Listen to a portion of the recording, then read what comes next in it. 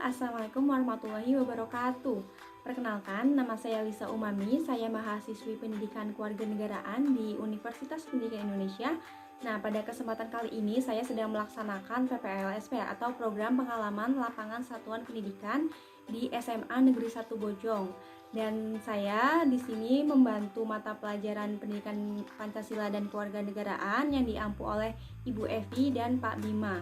Oke, sebelum kita masuk ke materi, saya ingin menyapa kalian dulu nih. Bagaimana kabarnya hari ini? Semoga sehat selalu ya. Senang rasanya bisa bergabung dalam mata pelajaran PPKN kali ini. Semoga kita tetap diberikan kesehatan ya dan tetap mematuhi protokol kesehatan COVID-19. Nah, alhamdulillahirobbilalamin, kita semua patut bersyukur atas nikmat Allah Subhanahu wa taala yang telah diberikan kepada kita semuanya. Karenanya kita dapat belajar pada pertemuan kali ini. Untuk itu, sebelum kita lanjut, saya ingin mengecek kehadiran kalian. Nah, silahkan isi kehadiran kalian melalui absensi siswa di link Google Form yang telah saya bagikan di Google Classroom ya. Silahkan diisi terlebih dahulu.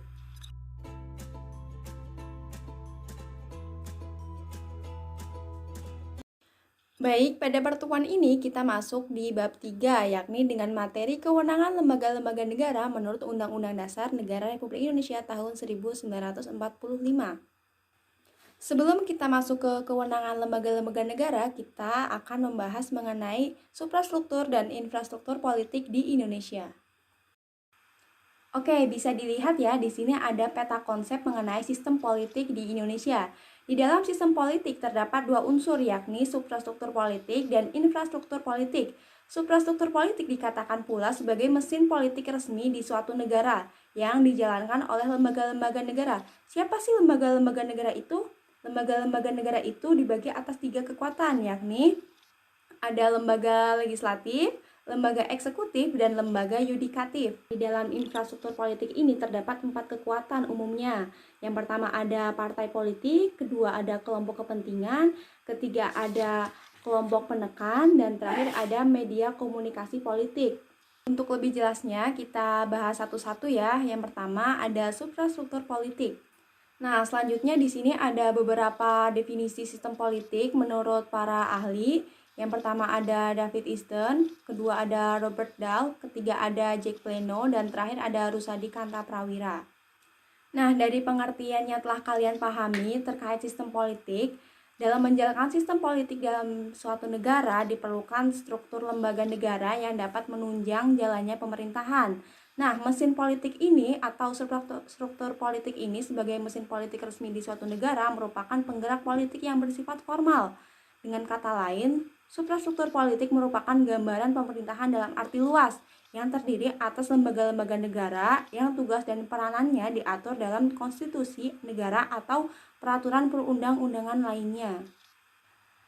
Selanjutnya, unsur struktur politik yang kedua ada infrastruktur politik. Infrastruktur politik ini adalah kelompok-kelompok kekuatan politik dalam masyarakat yang turut berpartisipasi aktif. Kelompok-kelompok tersebut berperan menjadi pelaku politik tidak formal untuk turut serta dalam membentuk kebijakan suatu negara. Pada dasarnya, organisasi-organisasi yang tidak termasuk di dalam birokrasi pemerintahan merupakan kekuatan infrastruktur politik. Nah, kita bahas dulu nih. Yang pertama, ada partai politik. Partai politik ini merupakan organisasi politik yang dibentuk oleh sekelompok warga negara Indonesia atas dasar persamaan kehendak dan cita-cita untuk memperjuangkan kepentingan anggota, masyarakat, bangsa, dan negara melalui pemilihan umum. Nah, contoh daripada partai politik ini terdapat PDI Perjuangan, P3, PKS, PKB, Gerindra, PSI, dan lain sebagainya. Nah, yang kedua ada kelompok kepentingan. Kelompok kepentingan ini merupakan kelompok yang mempunyai kepentingan terhadap kebijakan politik negara. Kelompok kepentingan bisa menghimpun dan mengeluarkan dana dan tenaganya untuk melaksanakan tindakan politik yang biasanya berada di luar partai politik. Nah, kelompok kepentingan ini seperti apa sih? Nah, kelompok kepentingan ini misalkan ada suatu masalah mengenai upah buruh. Nah, di situ para buruh ini merupakan kelompok kepentingan yang memperjuangkan atas upahnya. Nah, kelompok kepentingan ini merupakan kelompok yang mempunyai kepentingan terhadap kebijakan politik suatu negara.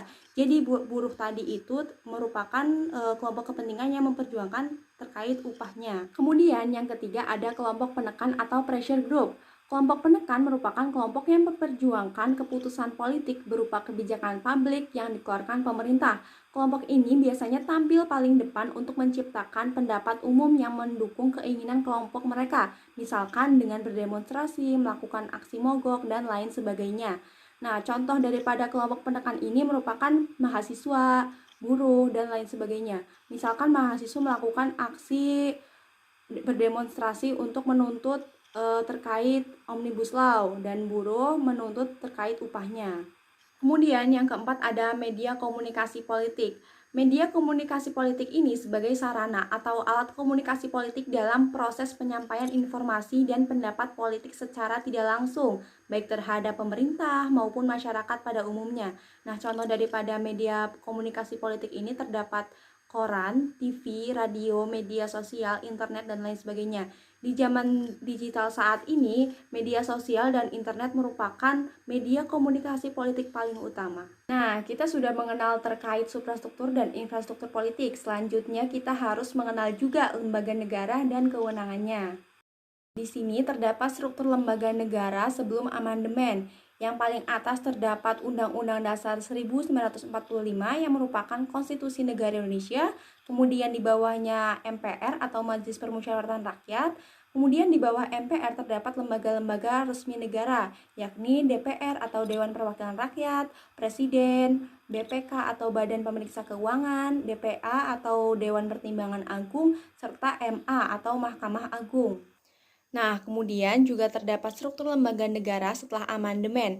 Yang paling atas tentunya terdapat Konstitusi Negara Indonesia, yakni Undang-Undang Dasar Negara Republik Indonesia tahun 1945.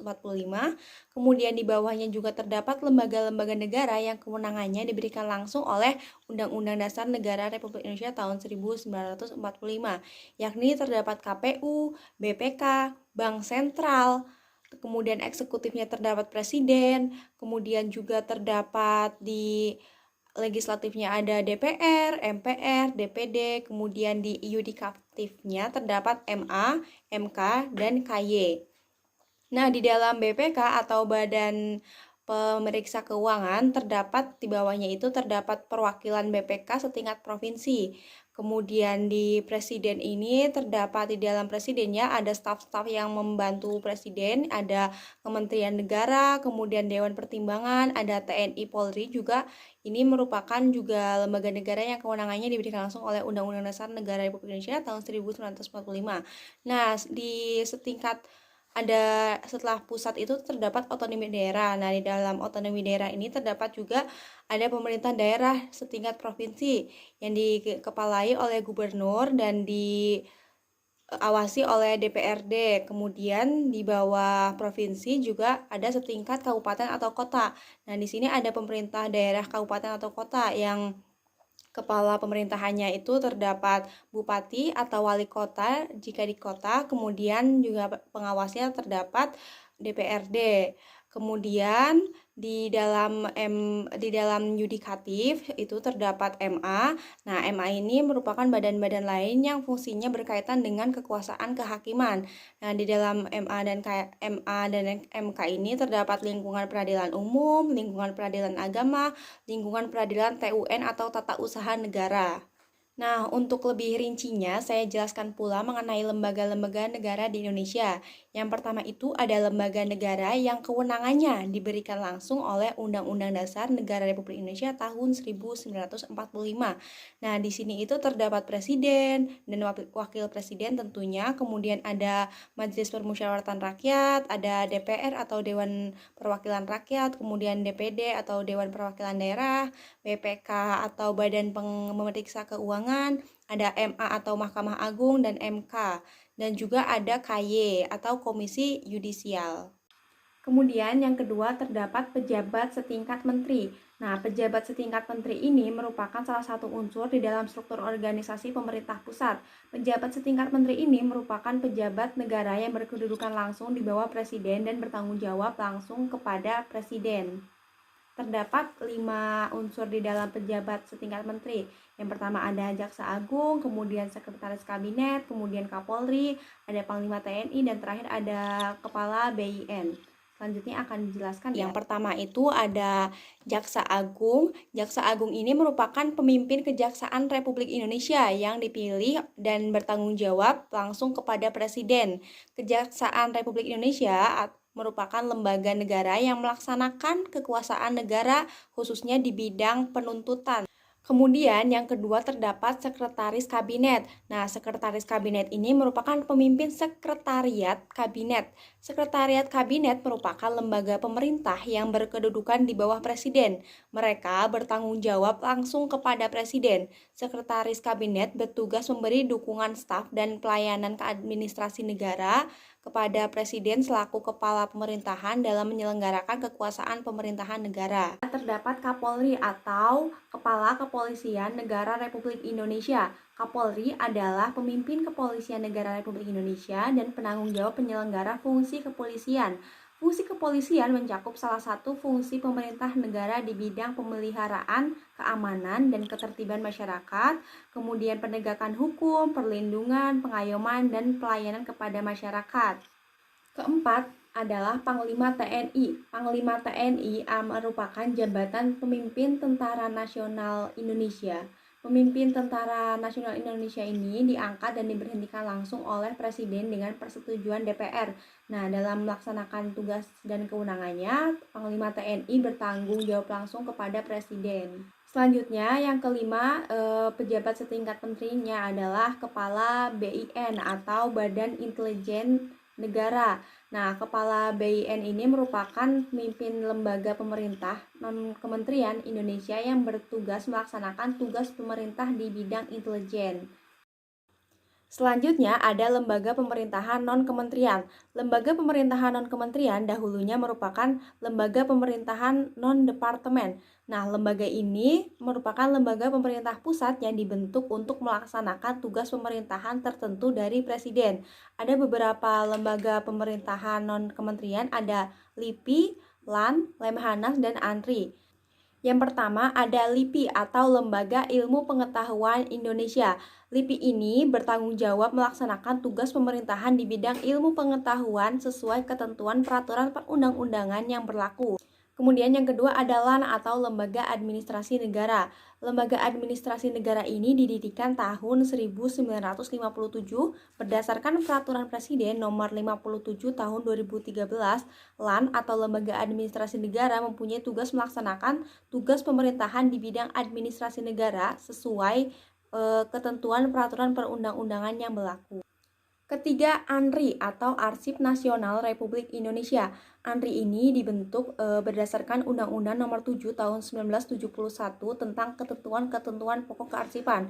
Nah, berdasarkan undang-undang tersebut, ANRI bertanggung jawab melaksanakan tugas pemerintahan di bidang kearsipan sesuai ketentuan perundang-undangan yang berlaku. Nah, ANRI ini juga bertanggung jawab mewujudkan tujuan kearsipan nasional, yaitu menjamin keselamatan bahan pertanggungjawaban nasional tentang perencanaan, pelaksanaan, dan penyelenggaraan kehidupan kebangsaan serta menyediakan bahan pertanggungjawaban tersebut bagi ketahanan pemerintah. Yang terakhir atau nomor 4 ini ada Lemhanas atau Lembaga Ketahanan Nasional. Nah, Lemhanas ini mempunyai tugas membantu Presiden dalam menyelenggarakan pendidikan, penyiapan kader, dan pemantapan pemimpin tingkat nasional.